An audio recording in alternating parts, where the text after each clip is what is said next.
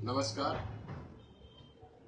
मैं सुरेश यादव 20 साल एयरफोर्स में सर्विस करने के बाद रिटायरमेंट लिया। आज जो वीडियो वायरल हो रहा है, आदरणीय भाई तेज बहादुर यादव जी बीएसएफ के जवान जो हैं, उन्होंने कुछ प्रश्न उठाए बीएसएफ के ऊपर, खाने के ऊपर, ड्यूटी के ऊपर। मैं उससे 100% एग्री हूँ, सहमत हूँ और मैं उस जवान को सैल्यूट करता हूँ कि उन्होंने इतनी हिम्मत दिखाई सच्चाई को आगे लाने के लिए। और ऐसा हर डिफेंस में और पैरामिलिट्री में ऐसा होता है। खुद हमने ये सब चीजें देखी है। खुद हमारे ऊपर कई बार ऐसी बात आई और ऑफिसर ने नाजायज फायदा उठाया उस चीज को लेकर के, जबकि हमारी कोई गलती भी नहीं रहती थी।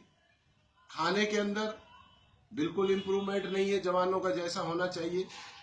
एक ऑफिसर मैस में जैसा चाहे वैसा खाना बनवा सकता है, लेकिन एक जवान को किसी भी प्रकार की इस प्रकार की सुविधा नहीं होती कि वो अपने मन से खाना बनवा सके। मैं आदरणीय राजनाथ सिंह साहब को और आदरणीय पारीकर साहब जो डिफेंस मिनिस्टर हैं, उनको प्रार्थना करता हूं, रिक्वेस्ट करता हूं कि इसके ऊपर डिफेंस के अंदर जितना करप्शन है उतना करप्शन तो हिंदुस्तान में कहीं पर भी नहीं है।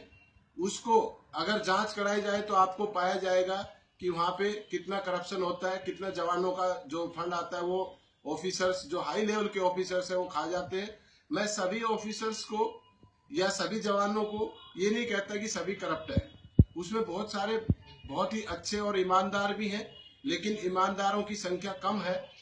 और हम कई बार भ्रष्टाचार की बातों को सुनते हैं। कुछ ऑफिसर्स हो या जवान हो जो भ्रष्टाचार के खिलाफ लड़ते हैं, उसको तंग किया जाता है। जैसे भी अभी हाल ही के अंदर दिल्ली के अंदर एक चल रहा है कि एसीपी के मामले में ज्वाइंट कमिश्नर सुरेंद्र सिंह यादव ने एक आवाज उठाई, लेकिन उस आवाज को भी दबाया जा रहा है। एक ईमानदार ऑफिसर को भी दबाया जा रहा है। ऐसे ही फौज के अंदर जो कोई आवाज उठाता भ्रष्टाचार के खिलाफ, सच्चाई अगर कोई बोलता है तो उसका कोर्ट मार्शल तक भी कर दिया जाता है, उसको धमकी दी जाती है और सब इवन मेंटल भी बना दिया जाता है, क्योंकि पूरा तंत्र उनके हाथ में होता है।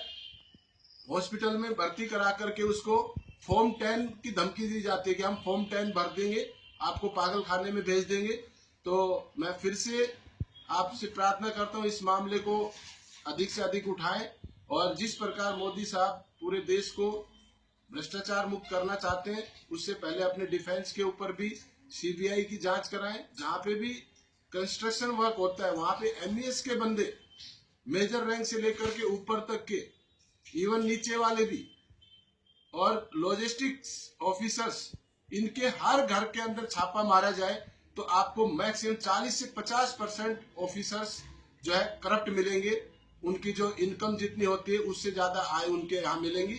जितने भी जर्नल्स आज तक रिटायर हुए हैं, जब भी वो कहीं पर भी जाते हैं दौरे के ऊपर किसी भी यूनिट के अंदर, तो वो वहां पर 5 स्टार होटल में रुकते हैं, जबकि उनको डीआरडीओ मैस या ऑफिसर्स मैस में रुकना चाहिए। लेकिन उनकी फैमिली के लिए परचेजिंग तक भी कराई जाती है। वो फंड सारा जवानों का ही होता है। इस पे आप कार्रवाई करें।